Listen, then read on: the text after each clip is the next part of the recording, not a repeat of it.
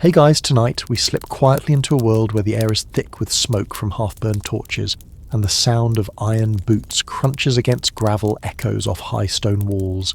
Imagine yourself standing at the very edge of the Roman Empire out in Dacia, where the forests are deep and the rivers run fast. Here a lonely fortress rises against the horizon, its walls weathered but proud, its watchtowers bristling with sentries who stare out into the dark. The sky is painted a bruised violet, and the soldiers, tired but alert, glance at one another with that unspoken question, will tonight be the night? You probably won't survive this, at least not if you were truly one of them, but fortunately you only have to imagine it.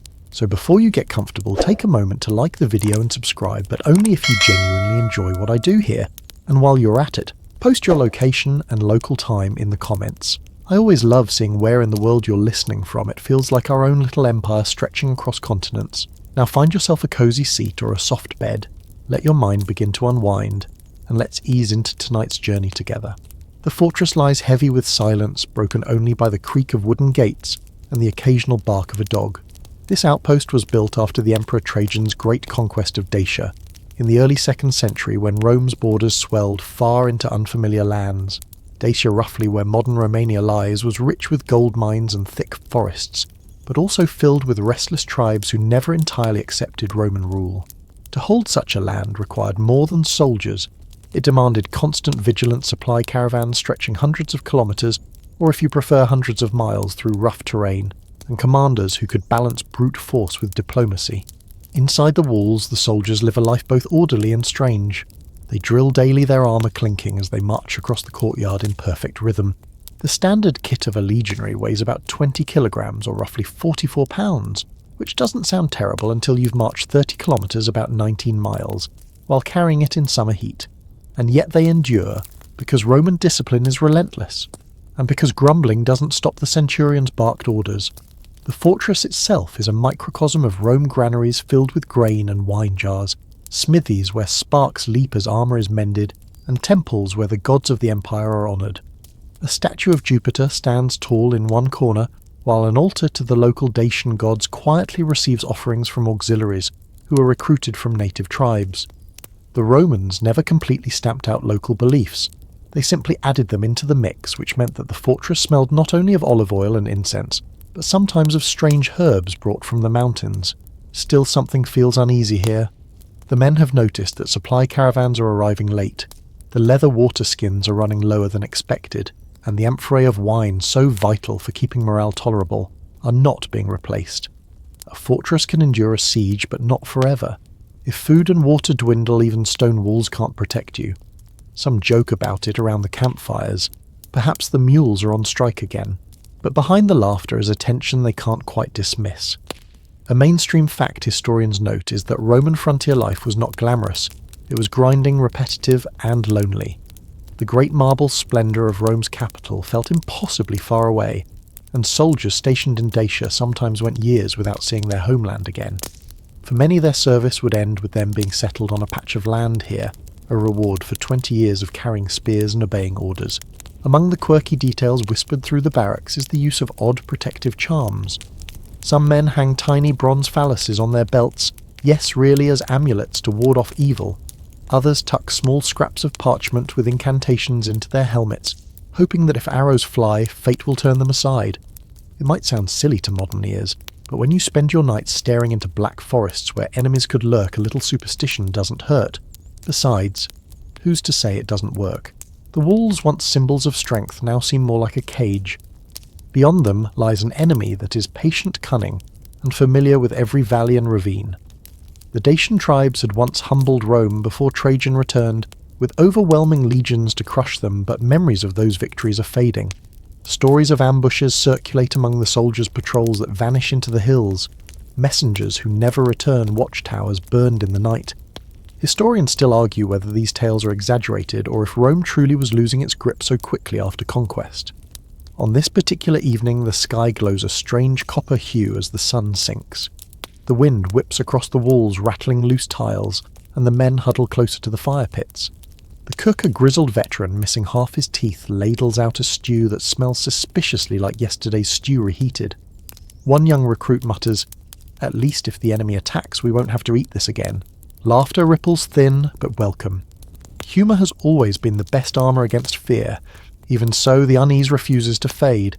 Some claim they saw shadows moving beyond the tree line even though no patrol was scheduled.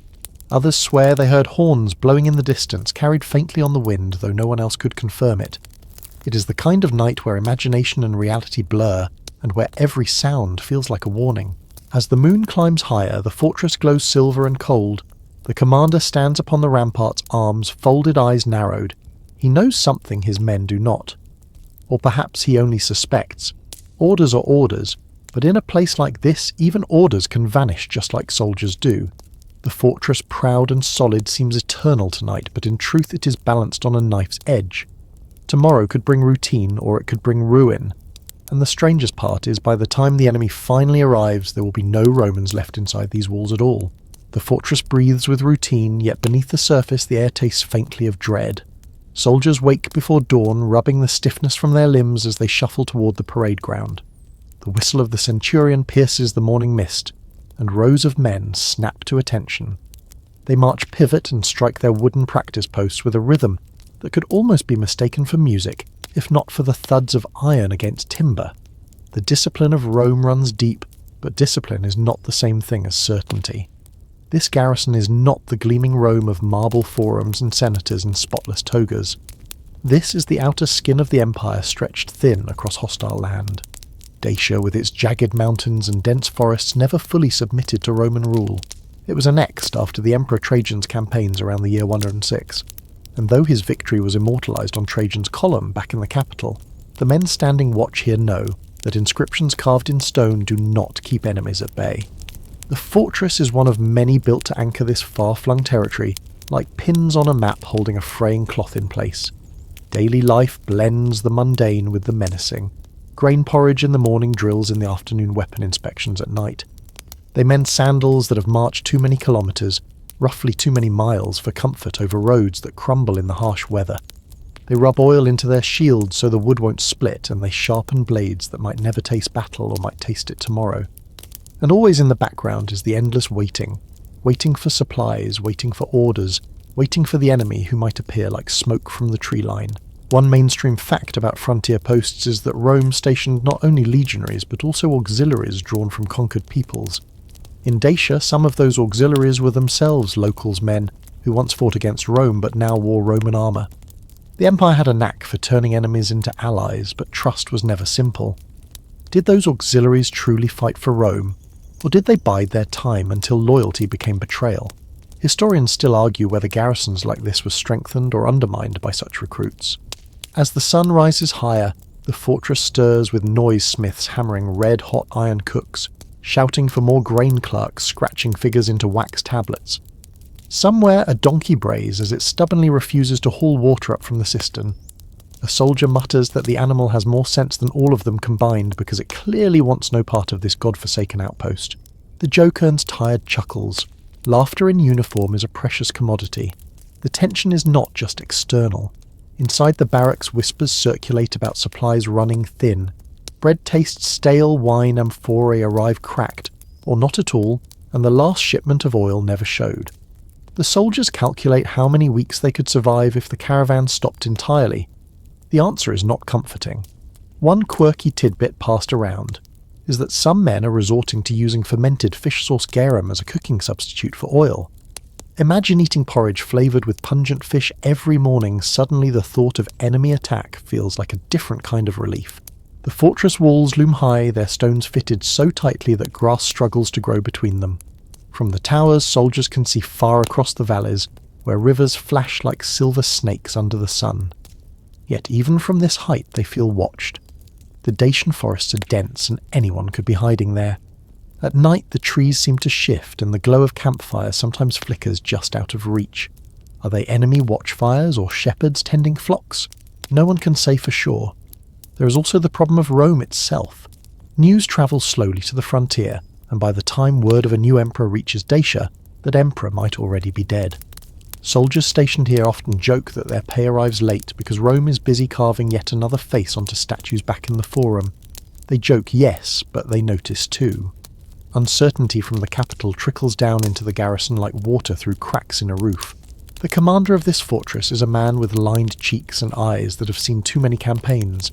He walks the ramparts with a stiffness that speaks of old injuries, and his hand never strays far from the hilt of his sword. Yet even he cannot entirely mask his unease. He knows that Rome's hold on this province is not eternal. A fortress is only as strong as the will to defend it, and lately that will seems worn thin. Still, the rhythm of empire beats on. Training continues, weapons gleam under the sun, and orders are followed with military precision.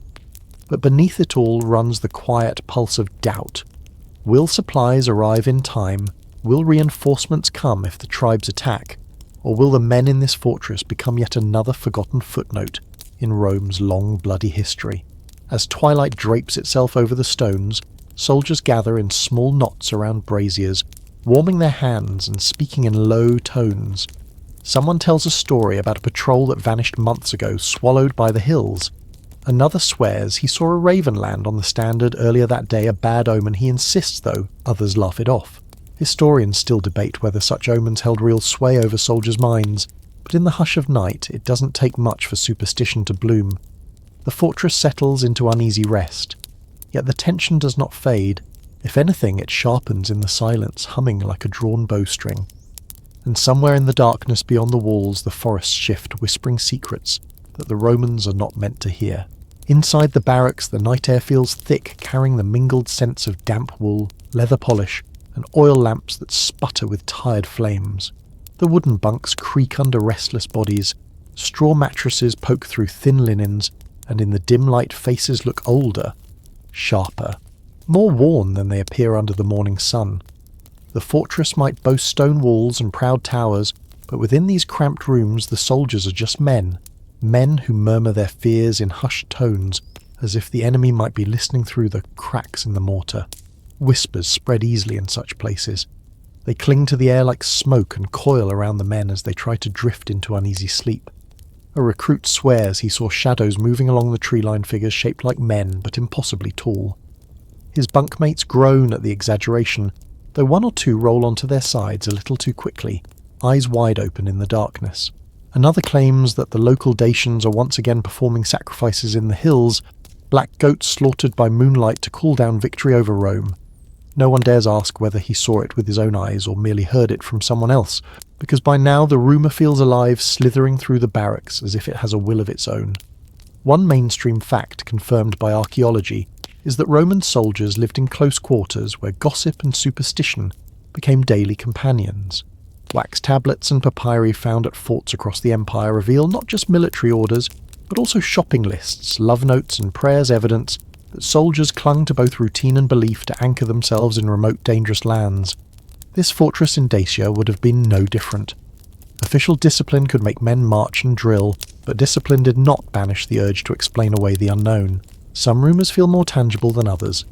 A supply crate that recently arrived from the capital was mysteriously light. When it was opened, the soldiers found not the dried figs or salted pork they expected, but stones carefully wrapped in straw. At first they laughed. It must be a prank surely.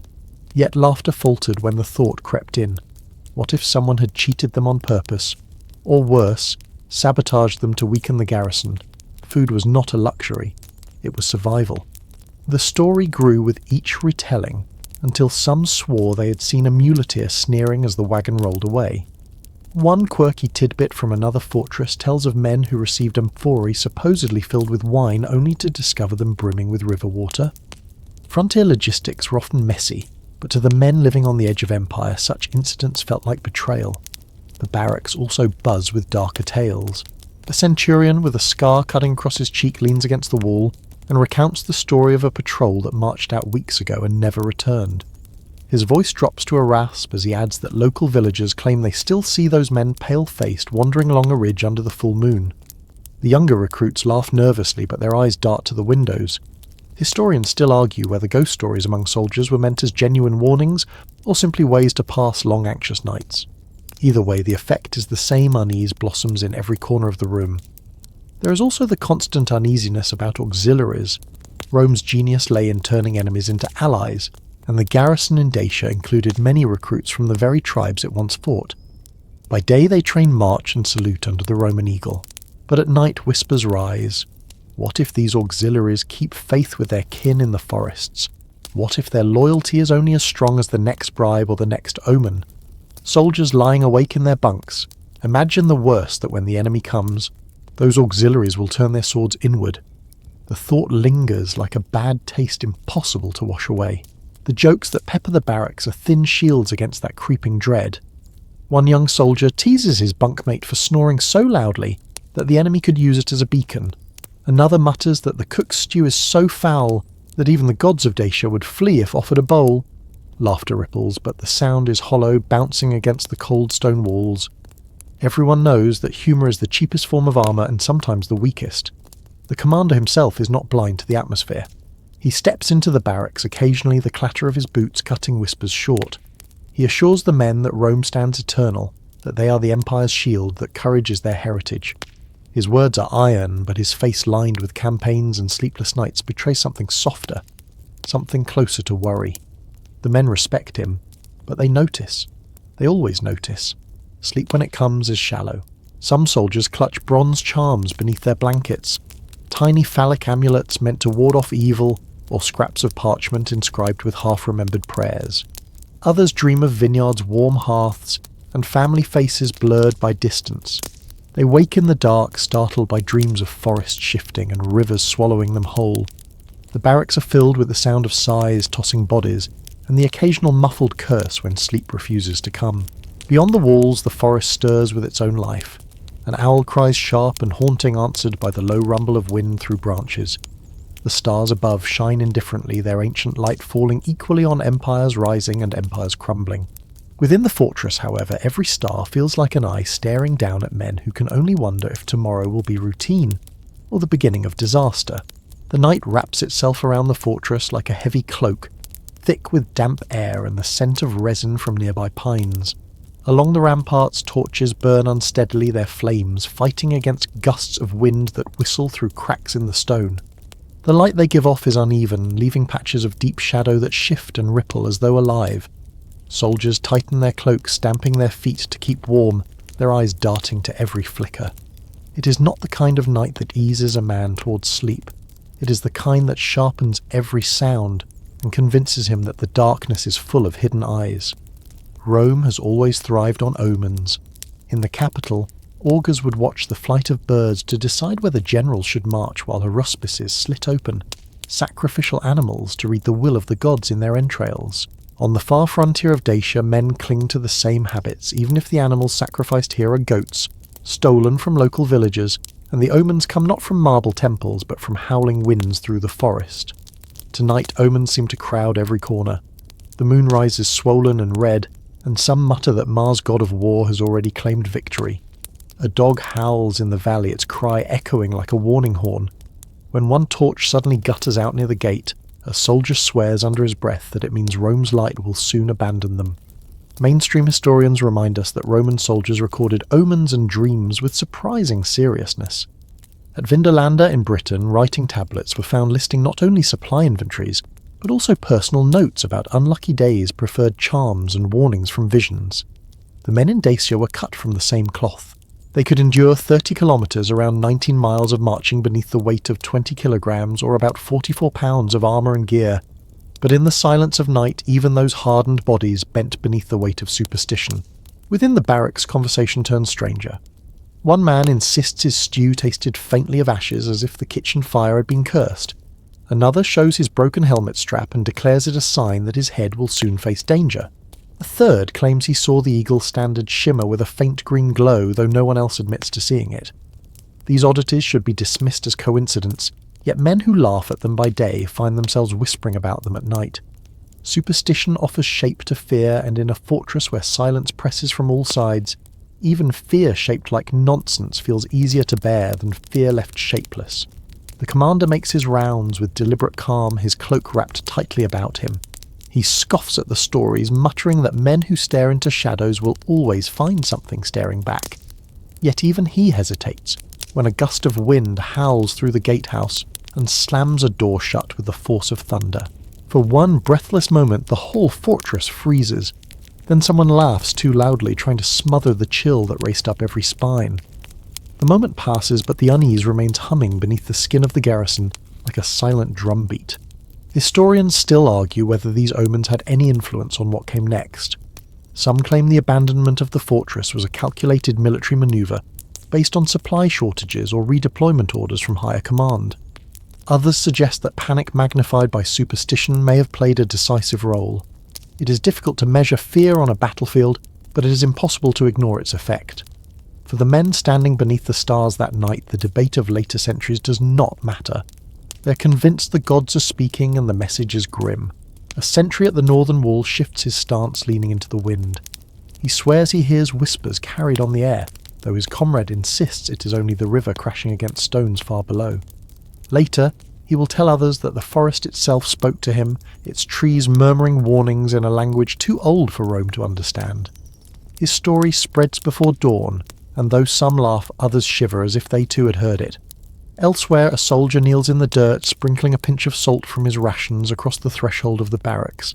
He whispers a childhood prayer, recalling how his grandmother swore that salt could keep demons at bay.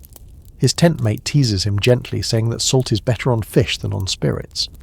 Yet when the wind rattles the shutters, both men pause in silence, clinging to the possibility that such a ritual might actually work. By midnight, the fortress is a patchwork of glow and darkness. Torches flare and sputter lamps hiss with dying oil, and the faint gleam of stars above seems both distant and intrusive.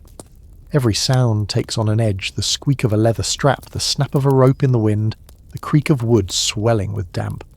Someone jokes that even Jupiter would find this place too quiet, and if a thunderbolt struck, at least it would break the monotony. The laughter is thin but welcome. When the moon slips behind thick clouds, the world plunges into pitch black. The silence deepens until men swear they can hear their own hearts pounding. Time itself seems to stretch. Some pray under their breath, clutching amulets, or fingering tiny phallic charms that dangle from their belts. Others sit rigid, refusing to blink as if vigilance could keep disaster away. The fortress holds its breath. In a few short hours, their commander will deliver the strangest orders any of them have ever heard to leave this stronghold behind, to abandon it without battle, without blood. But for now, on this night of uneasy omens, the men do not know what awaits them. All they know is that the gods feel close, and the shadows feel crowded, and the air itself seems heavy with warning. At dawn, the air hangs heavy with mist. The sky is pale grey, the kind of colour that blurs the line between night and morning. Inside the fortress, soldiers rise sluggishly, rubbing sleep from their eyes, ready to face another predictable day of drills, repairs and watch duty. Yet today feels different. A messenger trumpet has not sounded, but the atmosphere vibrates with tension, as though the walls themselves know what is coming. The commander gathers his officers near the central courtyard. His face is set, his voice clipped. He tells them the garrison must abandon the fortress. No detailed explanation follows. No official scroll is read aloud. No messenger is summoned from the gate to confirm where the order came from. The men glance at one another in disbelief, their brows furrowing under bronze helmets. For Romans, whose lives revolve around chain of command and strict discipline, an unexplained order is as unsettling as the order itself. A mainstream fact here is that Roman military orders typically came with visible authority, an imperial seal, a courier bearing credentials, or at least a justification rooted in strategy. Abandonment of a fortress was no casual matter, for such strongholds represented Rome's permanence in conquered lands. To leave one empty was to admit weakness. Yet on this morning the command arrives without ceremony, and the men are told simply pack march, leave it behind. The barracks explode with rumour. Some say the commander received a secret dispatch under cover of night delivered by a rider who vanished before dawn. Others claim he woke from a dream so vivid he could not ignore it, a dream in which Mars himself commanded him to retreat. A few whisper that perhaps no order came at all, that the commander is acting on fear or treachery. Historians still argue whether such an order was ever officially issued, or if the garrison abandoned its post of its own accord. The mystery has no neat answer. Amid the confusion, soldiers rush to gather belongings. Cloaks, weapons, spare sandals, a pouch of coins tucked under bedding. Yet in their haste, much is left behind. Half-finished meals remain steaming in bowls. Dice games lie abandoned mid-throw. A soldier's letter to his wife, half-written on a wax tablet, is left sitting on a bench. It is as though the fortress itself has been interrupted mid-breath, its rhythm cut short. One quirky detail that archaeologists often find in abandoned Roman forts is the surprising presence of personal items, combs, shoes, children's toys, objects no soldier would willingly discard. These traces suggest haste or panic rather than orderly withdrawal. If the men in Dacia abandoned their stronghold so quickly that even charms and tokens were left scattered, it would explain the eerie silence awaiting the enemy who later entered. The commander does not encourage debate. His expression is stone, his orders unyielding. Some men grumble that Rome has never retreated before not like this. Others bite their tongues, knowing that refusal to obey could mean death by their own officers' swords. Yet beneath the surface of obedience churns a sea of confusion. Why abandon such a fortress so well stocked and defensible, with walls that could have held for weeks? The pack mules are loaded with what supplies can be taken in haste. Sacks of grain, waterskins, weapons. Yet even the loading feels chaotic. A crate of armour tips over scattering helmets across the cobbles. A mule balks and refuses to move, braying, as though it senses the strangeness of the command. Men curse, shove, laugh nervously. A centurion shouts until his voice cracks. The whole scene trembles between discipline and disorder, a reflection of the doubt gnawing at every man's heart. Meanwhile, the villagers who live in the shadow of the fortress peer from their huts. They whisper to one another, watching Rome's soldiers pack as though fleeing a fire. Some clutch children, closer others smirk, convinced that the empire's grip is weakening. These people have lived with Rome as overlord for a generation, but deep down they still belong to the hills and forests. To see the garrison abandon its stone walls is to glimpse a future where Rome is no longer master. The sun climbs higher, pale but insistent, and the last of the soldiers fall into marching order. The sound of boots on stone echoes down the valley.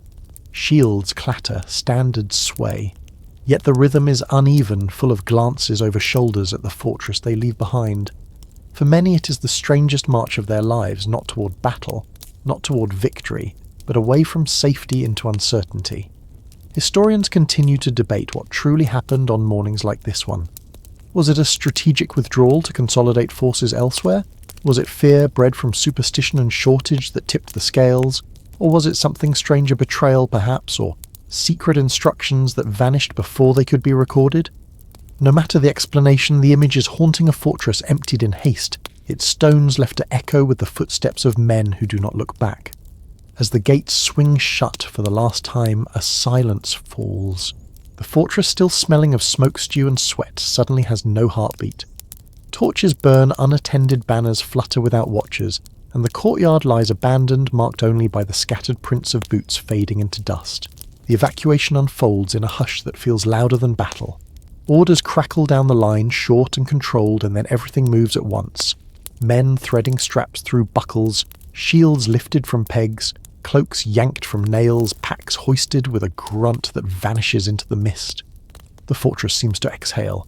Hearth smoke thins, braziers dim, door latches clack shut behind hurried hands. In their haste, the soldiers turn every corridor into a current and every courtyard into a tide, and small things begin to eddy in the wake.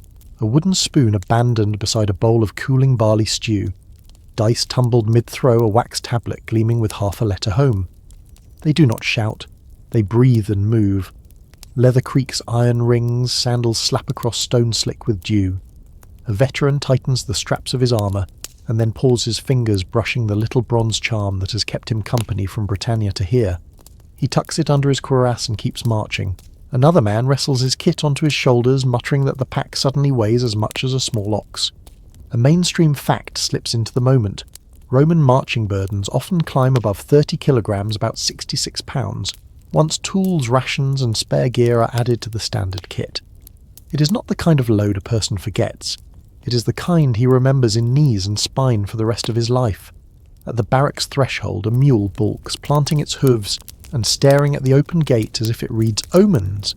3 handlers push. The animal does not budge. A 4th arrives with a crust of bread and diplomacy. The mule reconsiders and lurches forward, nearly dragging 2 men in triumph. Someone whispers that if the Senate had half a brain, it would promote the animal to Tribune First Light joke of the morning, and the grin ripples down the file like sunlight. Humour is not decoration here. It is a tool same as a hammer or a pilum. They leave quiet fingerprints of domestic life behind. A child's chalk mark on a wall tallying the days a comb with only 2 teeth left. An amphora uncorked and breathing out the sour sweet of last year's wine. Quirky tidbit on other frontiers archaeologists have found game encounters carved from bone and little lead curse tablets, tucked beneath thresholds, as if a fortress could be secured not just with iron hinges but with a murmured wish. The men do not stop for such things now. Wishes take time, and time today has been sheared down to minutes. The commander moves along the inner wall walk counting cohorts, with a gaze that never quite blinks. He issues the same instruction at each tower: take what feeds you or protects you. Leave what slows you. He does not say why. The centurions do not ask. Historians still argue whether such an abandonment would have carried a proper seal and courier, or whether in the thickets of crisis a frontier officer simply chose survival over ceremony. Either way, the result looks the same: an orderly army wearing the face of speed. In the kitchen, a cauldron of stew bubbles once twice, and then decides to rest. The cook scowls at it as if the pot were committing treason. He ladles himself a last mouthful, tastes and grimaces. If the enemy eats this, he says they'll sue for peace by lunchtime. Second light joke, and it wins a few snorts. He leaves the ladle across the rim, a small bridge that no hand will cross again. Beyond the inner gate, the parade ground measures the retreat in footsteps. The span from the armory to the granary is perhaps 50 metres, about 164 feet, and today it feels like a mile, excuse the double measure. Rome has trained them to count everything twice. Men move in lanes, each lane a narrow river, carrying shields, javelins, sacks of grain. A centurion taps a shield boss with his vine staff when the line bunches. The sound rings like a bell and steadies the flow. From the towers the view widens to the valley. Low fog braids through the pines, and on the far ridge a smear of dust hints at motion. No horn sounds, no banner flashes. The soldiers tell themselves it's only wind plucking at dry soil. They tell themselves many things in these minutes: about pay arrears waiting at the next fort, about vineyards and daughters, and the warm weight of a clay cup in a friendly hand. Beneath the stories sits a harder thought. If the enemy crests that hill within the hour, he'll find doors unbarred and fires still breathing. An Optio shepherds the last file from the barracks, eye scanning for stragglers. He notices a wax tablet on a bench, words scratched in a tidy hand. Tell Marcus the ox has calved and the river is kind this spring. He leaves it. Not from cruelty, but from arithmetic. A man can carry only so many things in one lifetime. He tightens his belt and jogs to catch the column. The standard rises, wavers, steadies. A gullible breeze tries to pry it sideways and fails. The Aquilifer nods once toward the headquarters door, a silent salute to rooms that will soon belong to bats and dust. He keeps walking. The first rank steps through the outer gate, then the second, then the third. Boots grind grit into a pale smear that records their passing as cleanly as ink.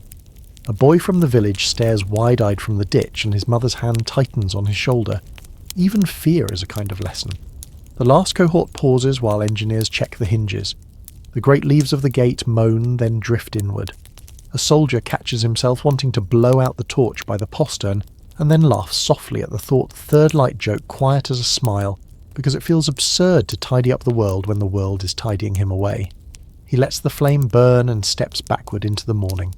Mainstream fact returns with a ledger's voice when Rome withdrew deliberately it spiked. Wells, burned grain, pulled roof tiles to deny shelter, scorched order left behind for enemies to inherit. Today they do none of it. No cistern is salted, no granary fired. Whether that restraint is mercy panic or strategic theatre is its own unanswered riddle. Historians still argue whether a garrison that leaves everything intact is baiting pursuit-masking redeployment or merely running out of nerve. Behind the line, the fortress begins to invent new sounds for itself. A door bangs in a gust. An unanswered clatter follows as a dropped ladle rolls against a step. A banner hiccups against its pole, unsure who it belongs to now. Pigeons claim the eaves with the brisk entitlement of minor officials. In an hour the sun will tip high enough to paint the courtyard gold, and the place will look for a heartbeat like a temple to quiet. Then the dust on the ridge will lengthen into men, and when those men arrive they will find a puzzle laid out on long tables, bowls still warm, fires still whispering a chessboard of footprints across the yard. They will pace from room to room with their mouths slightly open, wondering whether the Romans melted or flew, or became the fog they see drifting beyond the walls. They may laugh, they may spit, but they will understand the strangest truth a fortress can teach sometimes. The loudest message a garrison can send is absence. The fortress holds its breath. Stones that only hours ago shook with marching feet now glisten quietly under a skim of dew, and the first light of morning paints the towers in pale gold that refuses to warm anything at all. A bowl of barley stew sits on a table in the barracks skinning over. A cloak sags from a peg like a shed snakeskin. 2 dice rest mid-throw beside a wax tablet scratched with a sentence that never quite finds its verb. The place is not ruined. It is paused like a thought that lost its speaker. The torches along the wall still gutter and lick the breeze as if performing for an audience that has stepped out for a moment and promised to be right back. Wind moves first. It wanders the Via Principalis, nudging ash from cold braziers and riffling the edges of a duty roster that never reached the next shift. The gate's iron straps groan softly, and the sound startles a crow into flight. It circles once, twice, and then drops to the granary roof where the tiles sit tight, the mortar intact. A mainstream fact, Roman granaries often stand on short stone piers, with a floor raised nearly 1 metre, about 3 feet, to keep grain dry and airy. You can see the void beneath like a clean smile. The storehouse here is full enough that any sensible quartermaster would thank the gods amphorae-lined like soldiers' sacks stacked in neat ranks. The oddity, of course, is that there is no quartermaster left to do the thanking. In the headquarters building, sunlight creeps across the flagstones and catches on the bronze edges of a standard leaning against a bench, abandoned only because a spare was easier to carry. A clerk's stylus lies beside a wax tablet inscribed with receipts for flour and vinegar.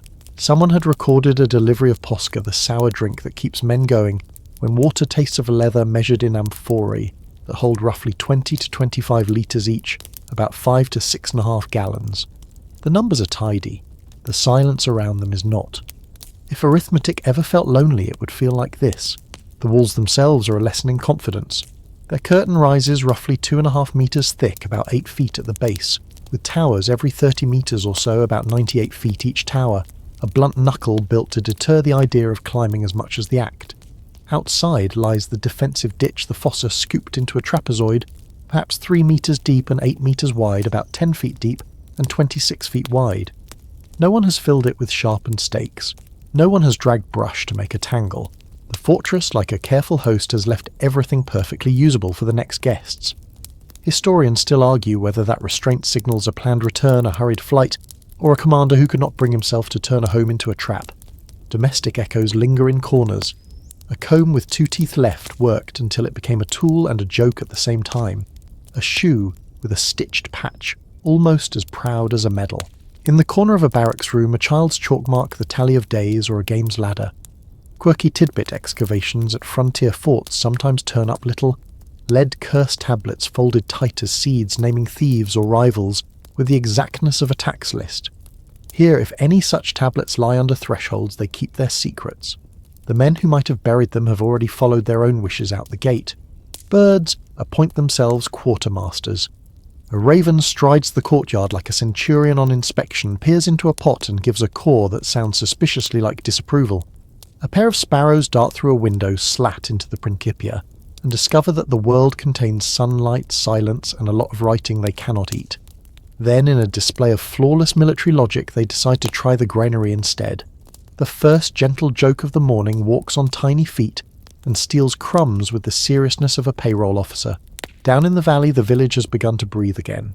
Farmers lean on hoe handles, shepherds gather like a council, and children make theories with the reckless authority of children.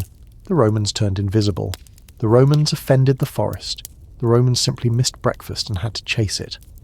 Mothers caution the brave from approaching the gate, while a few old men, who remember how the world looked before the eagle banner, stand with arms folded, tasting a possible future on the air like rain.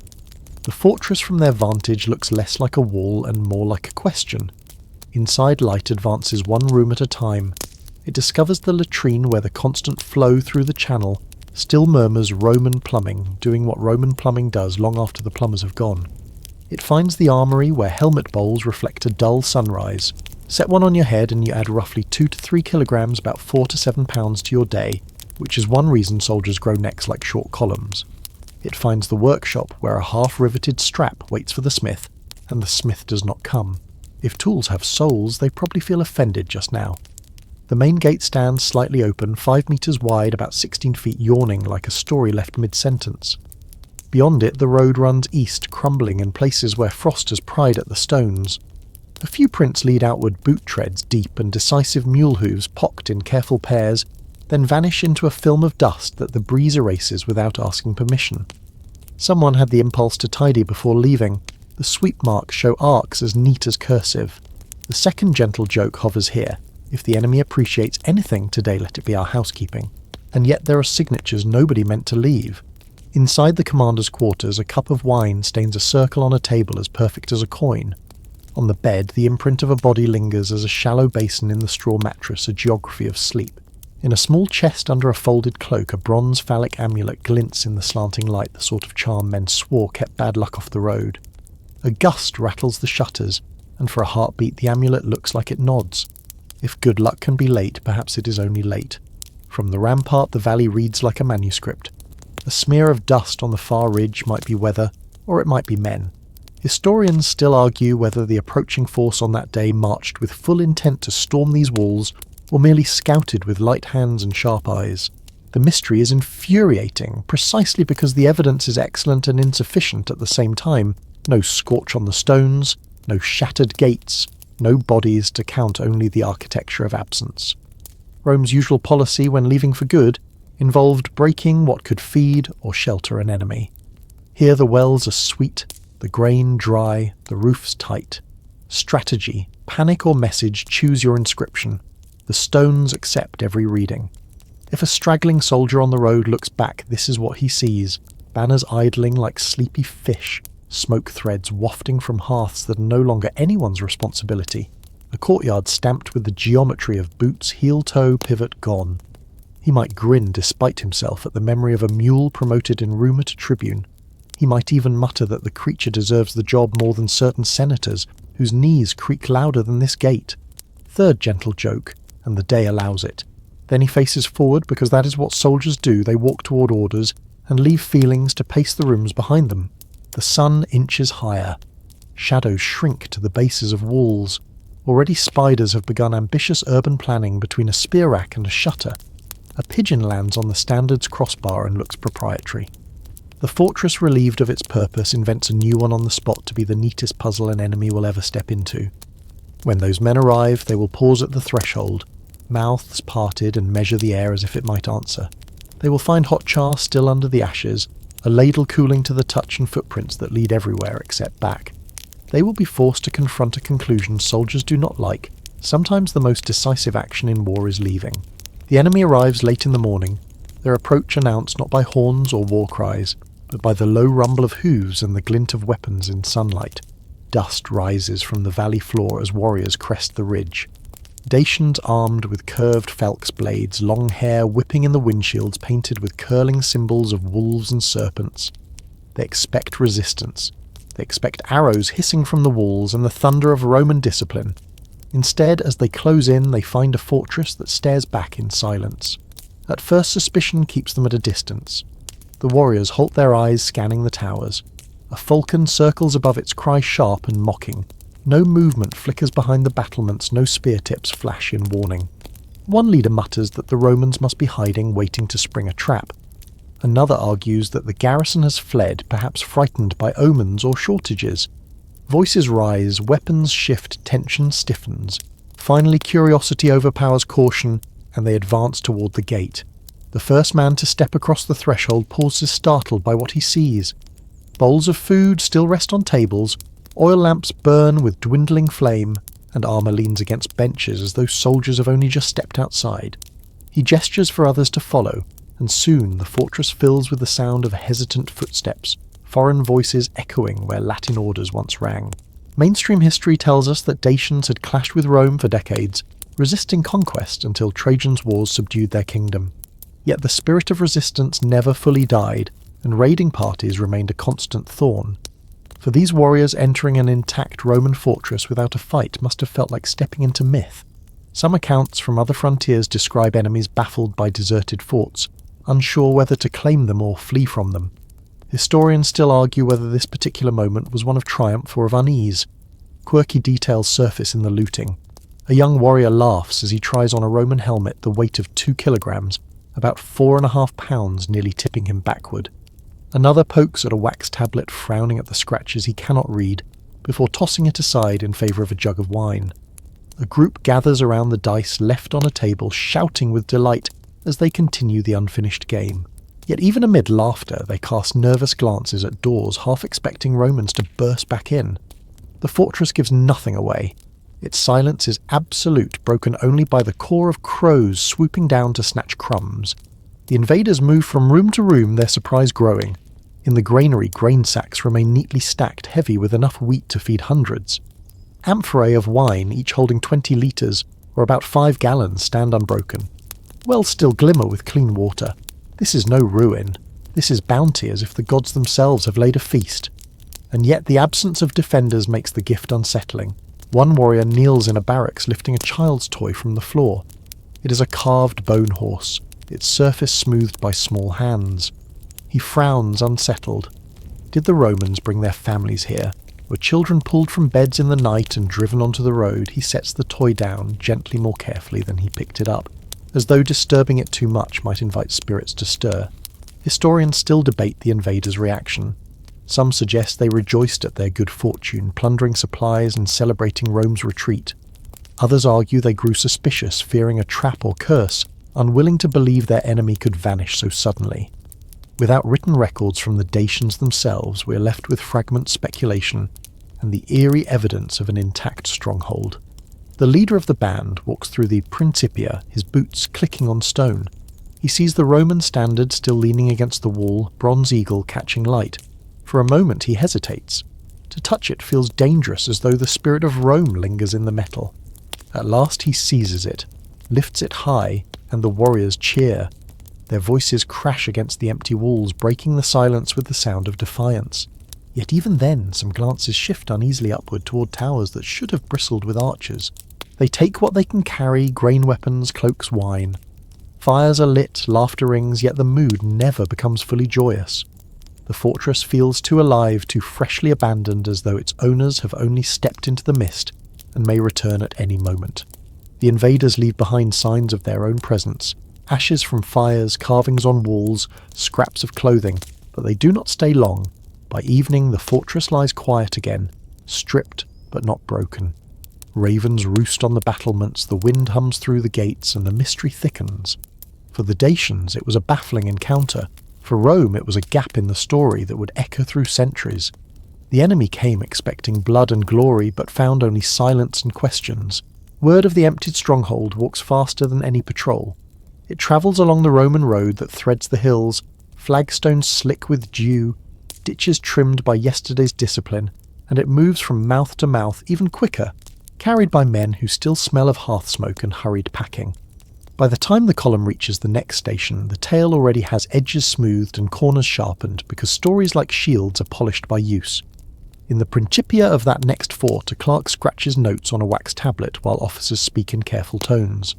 No one wants to record the phrase abandoned without engagement, yet everyone keeps circling it like wary dogs circling a hot pot of stew. A mainstream fact intrudes. Roman bureaucracy loves forms, seals, and proper lines of authority. Orders normally arrive with a courier's credentials and an imperial stamp, and withdrawals of a garrison, especially from walls, sound as a drummer logged, witnessed, and filed. Here the paper trail is smoke. The clerk mutters that the courier must have ridden on faster than rumour. An optio replies that rumour gallops at the speed of embarrassment, which is to say, faster than any horse. First light joke and a few shoulders unclench. On the road, legionaries trade versions like gamblers trading throws of the dice they left behind. In one telling, the commander received a night dispatch sealed with purple wax. In another, he woke from a vision so sharp it cut his sleep to ribbons. A veteran claims he saw a raven ride the north wind and land on the standard wings folded like a letter. A bad sentence, he says, written by a bird. They laugh, but not very hard.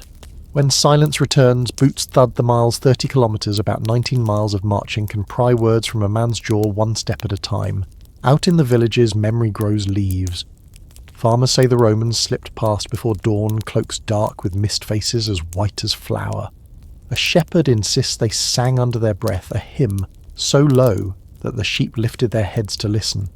A woodcutter swears the column carried bundles, only no spears, as if the men had laid down war the way a person lays down a burden at a doorway. Historians still argue whether such details are embroidery confusion or a thin seam of truth running through the fabric of fear. In taverns, the tale ferments. Some propose the practical explanation: the supply chain thinned to threads. Granaries at the last station were a few deliveries, late wine amphorae arrived, watered oil rations ran short. Another veteran adds numbers to the picture: like a bookkeeper, an army eats by the metre and by the mile, and this frontier's lifeline had to cross hundreds of kilometres, hundreds of miles of bad road, river ford and mountain pass. If you cannot feed a wall, you cannot keep a wall. A younger soldier, less patient with logistics, says the stew alone could have starved a man's courage, second light joke, and earns the kind of laugh that admits he might be half right. Then come the more colourful theories. A peddler repeats a story about a priestess in the hills who cursed the stonework so that the walls would never fall and never protect. The curse, he says, works perfectly either way. A miller claims he found a tiny lead tablet by the stream etched with letters he cannot read, folded tight as a secret and pierced with a nail. Quirky tidbits such curse tablets do turn up across the empire: names, crimes, pleas and petty jealousies consigned to water and hope. Whether one lay near this fortress or not, people like to imagine the world listening to their whispers. The army tries to sort signal from noise. A tribune reminds his staff that Rome has pulled back before when lines needed shortening better, a living wall a day's march behind than a dead one where it stands. Another officer counters that when Rome leaves for good, it burns what feeds the next occupant, spikes wells, topples roof tiles, slashes grain sacks. Yet the Dacian stronghold was left whole, the cisterns sweet, the floors dry. If it was strategy, it was unusually gentle. If it was panic, it was unusually tidy. The paradox sits in the middle of the room like a mule promoted to tribune third light joke, and somehow the image helps them think. Archaeology, centuries later, will not resolve the contradiction, so much as underline it with a neat pen. Excavators find surfaces that speak hearth ash, undisturbed tool repairs, half-finished a doorway swept as if the last person out could not stop being a Roman even then. One layer shows a pause between Roman departure and local reuse, a silence of years that feels like people standing at a threshold and deciding more than once not to cross. That pause is its own witness. Back among the marching men, the commander stays laconic. He keeps the pace steady, checks intervals and answers questions with distance. The men do not love him for leaving, but they do not hate him for keeping them alive. When a recruit asks whether the gods will be angry that the eagle looked back over its shoulder, the commander replies that the gods prefer results. It is almost a joke and almost a prayer. Word pushes past Dacia. Traders carry it south with hides and honey. In a market 2 provinces away, a satirist tries the episode on for size, quipping about the legion of thin air who left their dinner to guard the gate. The line earns chuckles from people who have never stared at a silent wall, or heard a door slam shut on the night wind.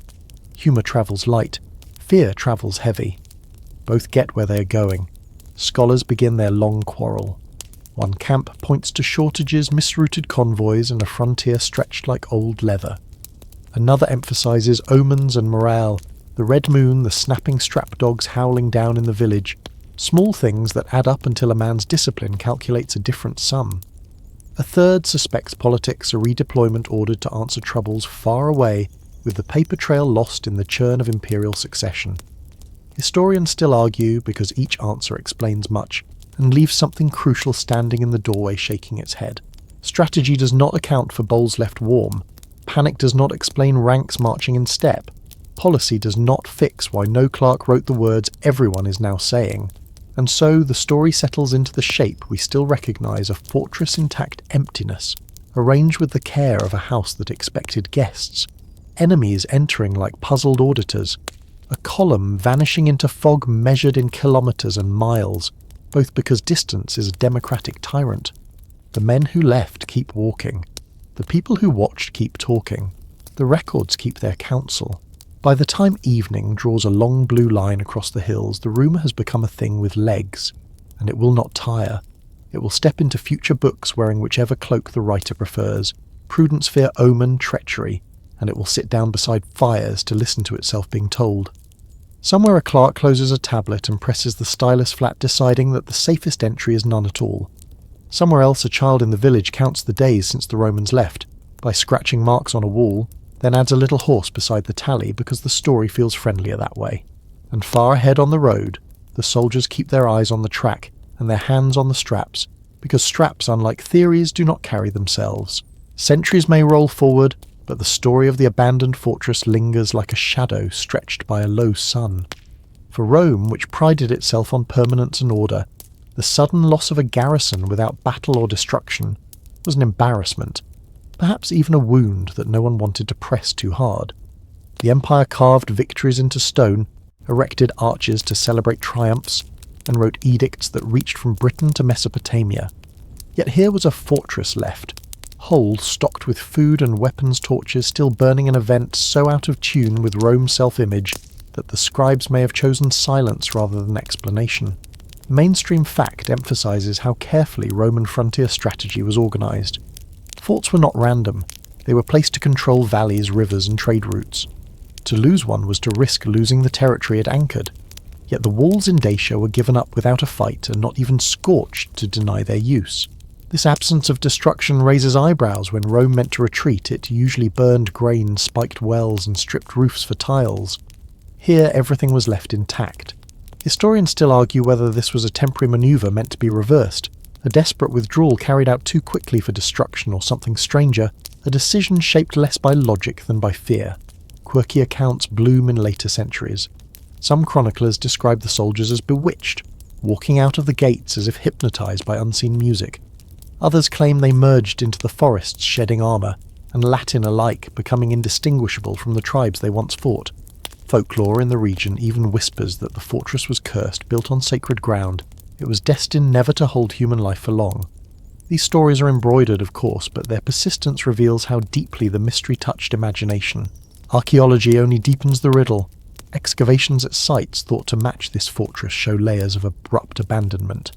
Hearths contain ash, but no fresh firewood, as though meals were left unfinished. Tools rest mid-repair hammer beside an unfastened strap. Coins are scattered in rooms, suggesting haste rather than discipline. And yet contradiction again, no bones litter the courtyards. No smashed doors testify to panic. The evidence speaks in two voices, one of sudden flight, one of orderly departure. Historians still debate how both can be true. Roman politics also offers possible clues. Around the time of Dacia's incorporation, the empire was shifting resources, constantly fighting in Parthia, reinforcing Britain, suppressing unrest in Africa. Troops were stretched thin, and emperors needed veterans for campaigns elsewhere. Perhaps the order to leave was born of necessity, carried across mountains by a lone courier who vanished after delivering it. Or perhaps the commander, weighing late supplies, hostile locals and ominous skies, decided to act on his own and mask his fear as obedience. Rome had room for both valour and improvisation, and on frontiers the two often blurred. The fortress itself becomes a mirror for those who study it. For some it reflects Rome's overextension, the reality that even empires cannot be everywhere at once. For others it reflects the human cost of conquest, men stationed far from home, vulnerable to whispers, omens and exhaustion. For still others it is simply a reminder that history keeps secrets, deliberately offering us pieces of a puzzle, but never the whole image. The absence of answers becomes the answer itself. What makes this episode endure is not the possibility of solving it, but the certainty that it cannot be fully solved. Imagine standing in that courtyard just after the soldiers left. The smell of stew clings to the air, a torch sputters against the wind, a dice game waits for its owner to return. Everything suggests continuation, yet nothing continues. The fortress is a photograph caught mid-motion, a story frozen halfway through a sentence, and that incompleteness is what haunts us most. The Romans who marched away may have thought they were leaving behind only stone. Instead, they left behind a question that has survived longer than their empire itself. Was it fear, strategy, betrayal, or something stranger we cannot know? And perhaps that is why the mystery holds us, because certainty is fleeting but wonder lasts forever. Now let the pace slow, as though the road itself were easing beneath your feet. The story of the fortress has wound its way through shadows, through silence, through speculation and debate. It has offered you fragments of fear, hints of strategy and whispers of legend. Yet as we step back from its walls, the urgency dissolves. The torches that once burned with unease now glow faintly gentle as fireflies. Picture yourself standing in that courtyard long after the soldiers have gone. The dew gathers quietly on the grass, the stones breathe out their warmth from yesterday's sun, and the silence no longer feels sharp. It feels soft, like a blanket draped across tired shoulders. The fortress is not waiting for answers anymore, it is resting, and it invites you to rest alongside it. Lift your eyes to the sky. The same stars that watch the Romans march into the mist still shine steady and patient. They do not demand conclusions. They simply offer their light as they have done for countless generations. Let their calm seep into you. Let the questions fade into background hum, not burdens but lullabies. Breathe slowly. Feel the rhythm of history itself, not as battle or mystery, but as continuity, a steady current flowing through centuries. Just as the fortress eventually gave itself to quiet you, so can give yourself to sleep. The story is done for now.